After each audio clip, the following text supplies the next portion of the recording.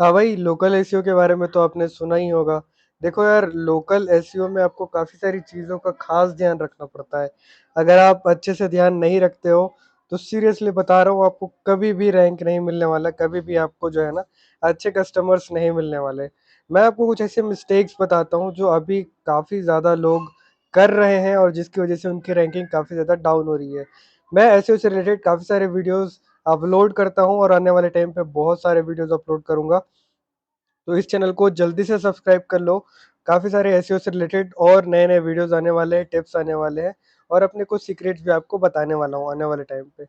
तो सबसे ज़्यादा मैं अगर आपको बताऊँ तो एआई का यूज़, स्पेशली चैट जीपीटी, ठीक है? अब कुछ लोग ऐसे हैं ना कि भाई हमारे लिए अबाउट अस लिख के दे दो चैट जीपीटी, हमारे लिए कॉन्टेक्ट अस में डिटेल्स डाल के दे दो चैट जीपीटी, हमारे लिए कुछ कंटेंट लिख दो chat GPT.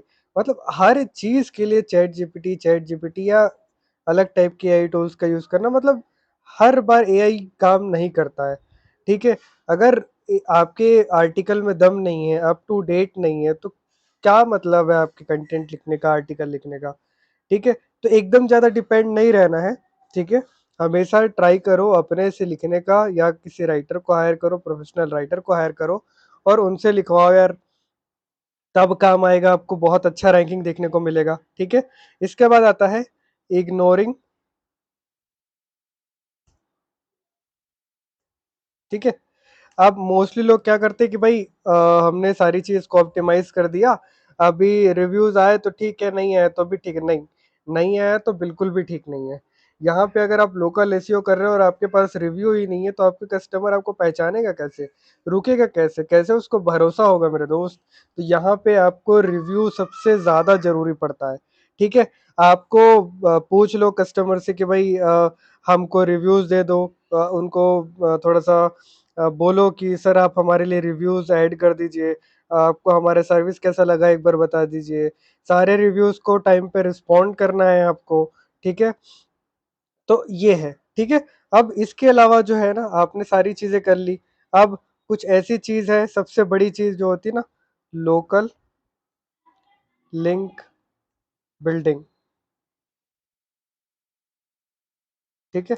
Local link building, ठीक है? अभी आप जो है ना सारी चीज़ें कर लेते हो लेकिन लिंक बिल्डिंग को छोड़ देते हो, ठीक है? अगर आपको एक अच्छी अथॉरिटी बननी है, गूगल के सामने में एक अच्छे बच्चे की तरह पेश आना है, उसके सामने अच्छा रैंक हासिल करना है, गूगल को मजबूर करो कि वो आपको रैंक दे क्योंकि आपके पास अच्छी अथॉरिटी है, तो उसके लिए आपको लिंक्स पर काम करने होंगे, ठीक है? आपको लोकल वेबसाइट से लिंक लेने हैं, लोकल बिज़नेसेस से लिंक लेना है, ठीक है? ये आपकी सर्च इंजन जो लोकल सर्च रैंक होता है ना, उसको बढ़ाने में हेल्प करेगा, ठीक है? ये एसईओ में सबसे बड़ा फैक्टर है, ठीक है? लिंक बिल्डिंग पुराने टाइम से चलते आ रहा है, अभी भी काम कर रहा है और सबसे ज़रूरी भी चीज़ है, ठीक है? अभी यहाँ पे अब बात आती है, नेक्स्ट हम जो बात करने वाले हैं वो है मोबाइल ऑप्टिमाइजेशन, ठीक है? बहुत सारे लोग मोबाइल ऑप्टिमाइजेशन की ओर ध्यान नहीं देते हैं। यहाँ पे देखो यार, हमारे जो यूज़र्स हैं ना, मोस्टली जो यूज़र्स होते हैं, वो मोबाइल के थ्रू आते हैं। तो अगर आपका वेबसाइट जो है मोबाइल के लिए ऑप्टिमाइज्ड ही नहीं है, ठीक से मतलब खुल ही नहीं रहा है, यूज़र को ज़ूम करना पड़ रहा है, ज़्यादातर डेस्कटॉप व्यू में खुल रहा है, तो ना गूगल उसको रिकमेंड करेगा और ना यूज़र ज़्यादा टाइम तक आपकी वेबसाइट पे ठहरेगा, ठीक है? तो ट्राई करो कि आपकी वेबसाइट सारे फ़ोन पे काम कर रही हो, फास्ट लोडिंग हो, है ना? फ़ॉन्ट्स अगर बड़े-बड़े हैं, तो और भी अच्छी बात है, सिंपल फॉर्मेट में उसको यूज़ करो, ठीक है? इसके बाद आता है local content, sorry, local content, ठीक है?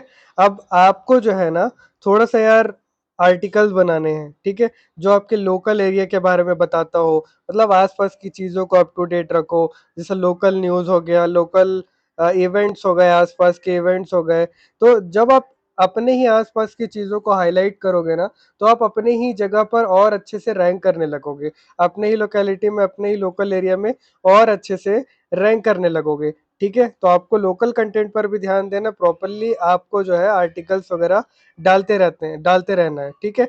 अब आता है कैटेगरी, ठीक है? आप दे रहे हो डिजिटल मार्केटिंग की सर्विस, ठीक है? आपने कुछ और टाइप की कैटेगरी सेलेक्ट करके रखी हुई है।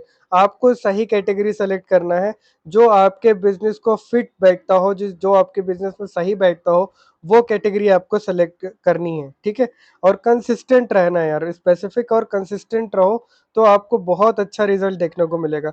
गलत कैटेगरी डालोगे, तो भाई थोड़ा-सा रैंकिंग में डिफ़िकल्टी होगी आपको, है ना? ठीक है? तो ऐसा है। अब इसके अलावा जो बात आती है ना, सबसे इम्पोर्टेंट बात है, इनकम्प्लीट जो है आप डिटेल्स डालते हो, ठीक है?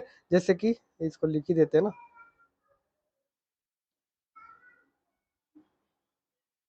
Incomplete details.